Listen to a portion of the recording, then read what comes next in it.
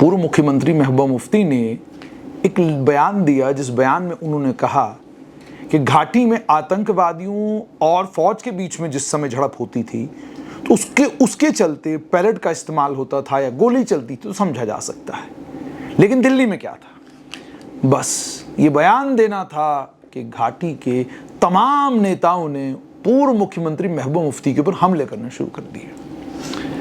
अब हैरानगी इस बात पर होती है कि जो भी सत्ता में रहा है घाटी में, उसका रिकॉर्ड ठीक नहीं है। रिकॉर्ड से मेरा मतलब ये कि जिस रिकॉर्ड के बलबूते पर ये दोनों राजनीतिक दल सत्ता में आते हैं, जो कहानी गाकर ये दोनों राजनीतिक दल ताकतवर बनते हैं, जनता इनको कुर्सी पे बिठाती है, वो रिकॉर्ड दोनों पार्टियों का ठीक नहीं है। तो एक पार्टी का नेता जब दूसरी पार्टी के नेता पर कटाक्ष करता है तो आप हैरान होते हैं। पैलेट का इस्तेमाल घाटी में 2016 में हुआ, लेकिन पैलेट को इंट्रोड्यूस क्यों किया गया? पैलेट इसलिए इंट्रोड्यूस हुआ क्योंकि साल 2010 में जब घाटी के अंदर उपद्रव हुआ, क्यों हुआ यह जरूरी है। घाटी के नेता इस पर बात नहीं करते। हुआ इसलिए क्योंकि मच्चिल में एक एनकाउंटर होता है 30 अप्रैल 2010 को, अप्रैल के महीने में एनकाउंटर हुआ और 11 जून 2010 से घाटी में उपद्रव होना शुरू हुआ। मुख्यमंत्री उमर अब्दुल्ला थे, गोली चली और जब गोली चली तो गोली चलने के कारण 17 वर्ष का तुफैल मत्तू मारा गया। वामिक फारूक जिसकी 12 वर्ष उम्र थी वो मारा गया। 112 लोगों की मौत हुई, 112 लोगों की मौत हुई और उस उपद्रव को घाटी के अंदर लीड कर रहे थे अलगाववादी नेता। अलगाववादी नेताओं की तूती बोला करती थी हर सड़क के ऊपर, हर गली के ऊपर। सरकार का कंट्रोल किसी चीज के ऊपर था ही नहीं और उस समय सरकार ने शांति व्यवस्था स्थापित करने के लिए सीआरपीएफ और जम्मू कश्मीर पुलिस को कहा गोली चलाइए। और जब सीआरपीएफ और जम्मू कश्मीर पुलिस ने गोली चलाई तो 2747 पुलिसकर्मी जख्मी हुए, 1274 के करीब सीआरपीएफ के जवान जख्मी हुए। कैसे जख्मी हुए? किसने जख्मी किए? क्या भीड़ शांत थी या भीड़ उग्र थी? पत्थर चल रहा था ना, तो जब पत्थर चल रहा था, पत्थर के नतीजे में गोली चल रही थी और उसके कारण 112 लोगों की मौत हुई। मुख्यमंत्री थे उमर अब्दुल्ला, केंद्र में कांग्रेस की सरकार थी।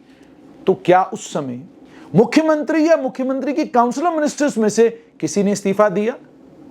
किसी ने कहा इस्तीफा देकर सरकार छोड़ देते, हमें सरकार चलाने की जरूरत नहीं है? क्योंकि 112 मासूम लोगों की मौत हुई है। उसके बाद केंद्र में कांग्रेस की सरकार थी। 112 लोगों की मौत के बाद, जिसमें बच्चे थे, स्कूल जाने वाले बच्चे थे, कॉलेज जाने वाले बच्चे थे, पत्थरबाजी हुई, जबरदस्त पत्थरबाजी हुई और उस पत्थरबाजी के नतीजे में ये सारी कैजुअल्टीज हुई। और ये जो फिगर्स मैं आपको बता रहा हूं, 1274 सीआरपीएफ के जवान जख्मी हुए, 2747 पुलिस के जवान जख्मी हुए, 112 लोगों की मौत हुई और मेरी जानकारी के मुताबिक 537 लोग जख्मी हुए। और ये उपद्रव मई से लेकर 21 सितंबर 2010 तक चलता रहा, लगातार चलता रहा। अब 112 लोगों की मौत के बाद जब हाहाकार चारों तरफ मची तो सरकार ने तय किया अब बुलेट की जगह पैलेट का इस्तेमाल किया जाएगा। और उस समय जम्मू कश्मीर के मुख्यमंत्री उमर अब्दुल्ला थे और गृह मंत्री भी उमर अब्दुल्ला थे। यानी जब पैलेट के इस्तेमाल का फैसला लिया गया तो फैसला लेने वालों में मुख्यमंत्री उमर अब्दुल्ला भी रहे होंगे, क्योंकि आपके बगैर तो फैसला हो ही नहीं सकता। तब केंद्र शासित प्रदेश नहीं था जम्मू कश्मीर, यूनिफाइड कमांड के चेयरमैन आप थे। तो यूनिफाइड कमांड के चेयरमैन के तौर पर पैलेट का इस्तेमाल किया जाए या ना किया जाए, यह फैसला आपको लेना था। यानी गोली नहीं चलानी है, पैलेट चलाना है, जख्मी करना है, मारना नहीं है। यह पॉलिसी पैराडाइम बन गया। उसके बाद पीपुल्स डेमोक्रेटिक पार्टी और बीजेपी की सरकार जम्मू कश्मीर में बनी। तभी मैंने कहा ना, किसी भी पार्टी को दूसरी पार्टी को लेकर जब आप कटाक्ष करते हैं या किसी के बयान को तोड़ मरोड़ कर अपनी कहानी उसमें फिट करना चाहते हैं, आप फिट नहीं कर सकते। आपका ट्रैक रिकॉर्ड बहुत खराब है ह्यूमन राइट्स के मामले में। आपका ट्रैक रिकॉर्ड बहुत खराब है घाटी में जो कुछ हुआ है उसके मामले में। यह उपद्रव हुआ कैसे? 1274 सीआरपीएफ का जवान जख्मी कैसे हुआ? 2747 जम्मू कश्मीर पुलिस के जवान जख्मी कैसे हुए? पत्थर चलने से हुए ना। गोली तभी तो चली। गोली चलाने की इजाजत कौन देता है, यह आपको जानना जरूरी है। जिला कमिश्नर को जानकारी रहती है, मजिस्ट्रेट खड़ा रहता है वहां पर। मजिस्ट्रेट को अपॉइंट करने का काम कौन करता है? जम्मू कश्मीर की सरकार करती है। जम्मू कश्मीर सरकार का लॉ डिपार्टमेंट करता है। लॉ डिपार्टमेंट का उस समय मंत्री कौन था? और क्यों फैसला लिया कि यहां गोली चलाइए?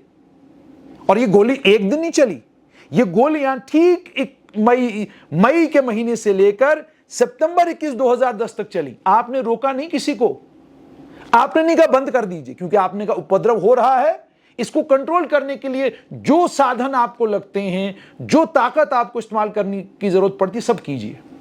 शांति व्यवस्था बनाए रखनी थी ना। फिर पीपुल्स डेमोक्रेटिक पार्टी की सरकार साल 2014 में बनी। साल 2014 में जब उनकी सरकार बनी तो 2016 में आतंकी बुरहान वानी के मरने के बाद, आतंकी बुरहान वानी जब मारा गया, उसके मारे जाने के बाद घाटी में दोबारा उपद्रव शुरू हुआ। कौन लीड कर रहे थे उसको? वही अलगाववादी नेता जिनकी तूती घाटी में बोला करती थी, वही अलगाववादी नेता जिन्होंने हमारे देश के उन मेंबर पार्लियामेंटों के मुंह पर दरवाजा दे मारा जिन मेंबर पार्लियामेंटों को करोड़ों लोगों ने चुना। ठीक है जी। अब जब उपद्रव हुआ 2016 में, आतंकी बुरहान वानी मारा गया, अलगाववादी नेताओं को लगा यही मौका है, सड़क पर उतर आइए। सड़क पर उतर आए। उसी पैलेट गन का इस्तेमाल किया गया जो पैलेट गन मुख्यमंत्री उमर अब्दुल्ला के कार्यकाल में, उनके कालखंड में जिसको स्वीकृति, जिसको इजाजत मिली थी। यानी पैलेट गन खरीदने वाली सरकार 2009 और 2014 के बीच में थी, और 2014 के बाद वाली सरकार ने उसका इस्तेमाल किया। और इस्तेमाल क्या किया?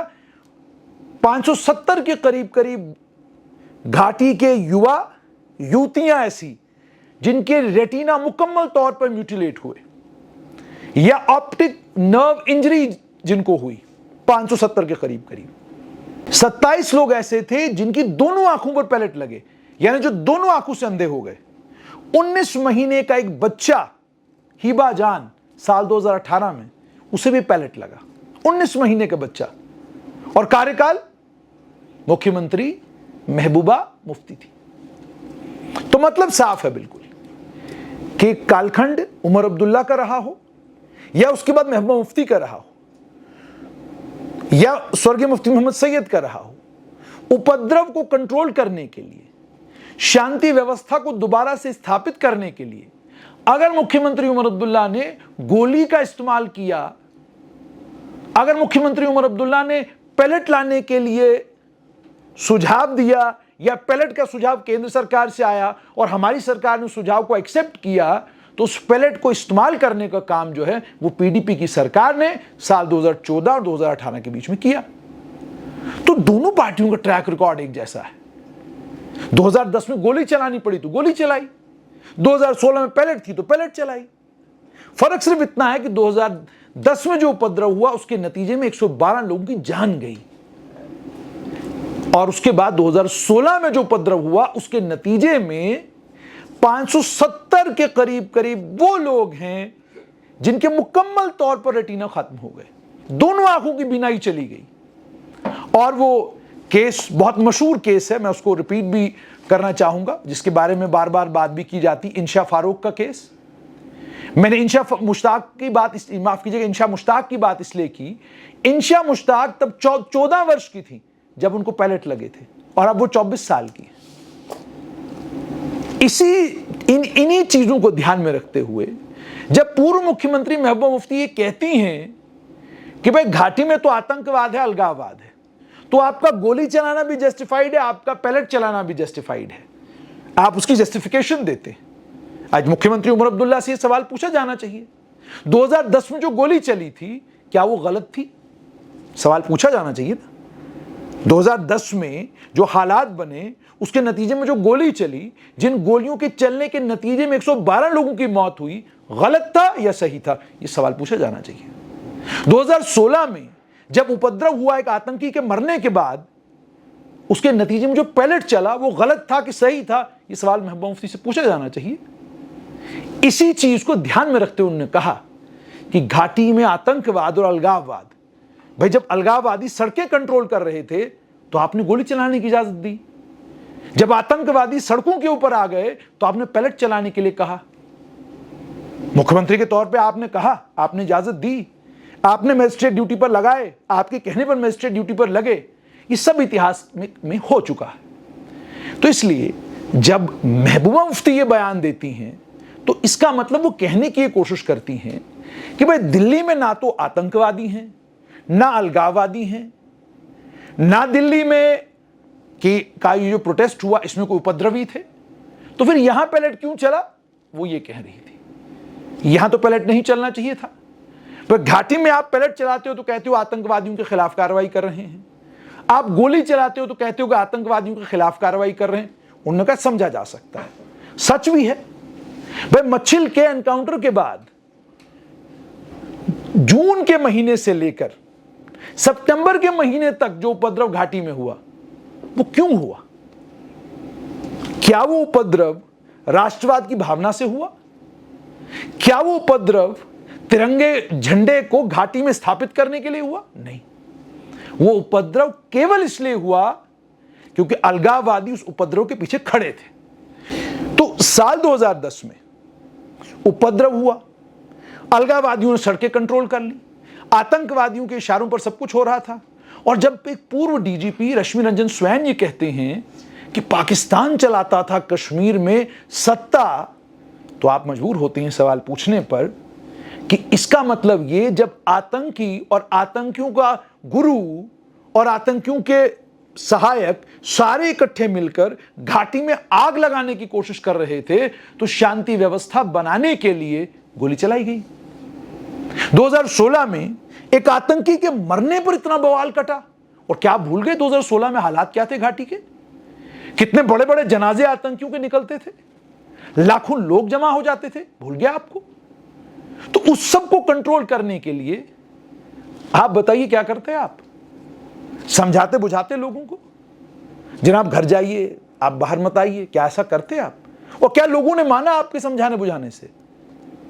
बड़ी अपीलें आप लोगों ने की, अखबारों के जरिए की, टीवी के जरिए, किसी ने नहीं सुनी। फिर क्या किया आपने? 2010 में गोली चलाई, 2016 में पैलेट चलाई। तो इसलिए दोनों राजनीतिक दलों से विनम्र विनती और आग्रह, जब बात आए पैलेट की या बुलेट की, इस पर कोई भी बयान मुख्यमंत्री उमर अब्दुल्ला दें या पूर्व मुख्यमंत्री महबूबा मुफ्ती दें, दोनों शांति बनाए रखें। इस पर कमेंट्री करने की, इस पर टीका टिप्पणी करने की कोई जरूरत नहीं है, क्योंकि दामन दोनों का साफ नहीं, दोनों की कहानी खराब है। तो मैं देख रहा था सोशल मीडिया के ऊपर नेशनल कॉन्फ्रेंस के प्रवक्ता, पीडीपी के प्रवक्ता अपने अपने तरीके से जस्टिफिकेशन दे रहे थे, मगर जब इतिहास के पन्ने पलटते हैं और उसके बाद जब मुख्यमंत्री उमर अब्दुल्ला का बयान भी मैं सुनता हूं तो एक इंसान पूछने पर मजबूर हो जाता है कि क्या वामिद फारूक के परिवार को इंसाफ मिला? क्या तुफैल मत्तू के परिवार को इंसाफ मिला? क्या इंशा मुश्ताक को इंसाफ मिला? जवाब मिलेगा सीधा कि वो सारे ऑपरेशन, वो सारा कुछ आतंकवाद और अलगाववाद पर कंट्रोल करने के लिए किया गया।